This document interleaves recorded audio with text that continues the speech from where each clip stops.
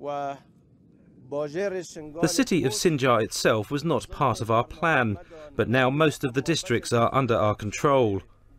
For us, any place we can find them, we will crush the Islamic State. It was quite symbolic for Mr. Barzani to go to the mountain because, as you see, international community were zooming in on Shingal Mountain, Sinjar Mountain, where tens of thousands of Yazidis were trapped initially. Now a few thousand left there. They couldn't get out. But Mr. Barzani went there and he promised them to liberate the entire region, and he promised them they can go home soon. As he was speaking, there was a fierce fighting in and around Sinjar city, the main city of that region, between Peshmerga forces and IS militants.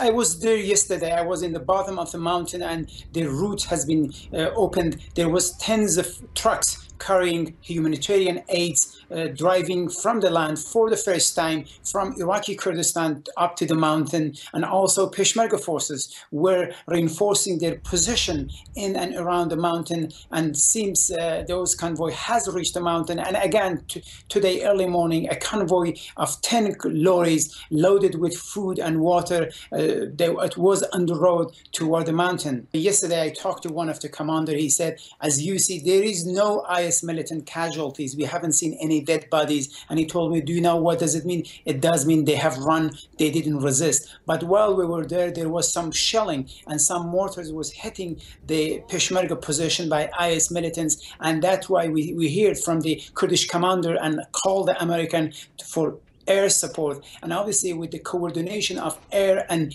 ground force, they have managed to push IS militants back from most of the region. And one of the commanders said it's a matter of hours and days that entire region will be liberated. And also many refugees in the refugee camps were ready and celebrating to go home. But the Kurdish Peshmerga said it's not safe yet.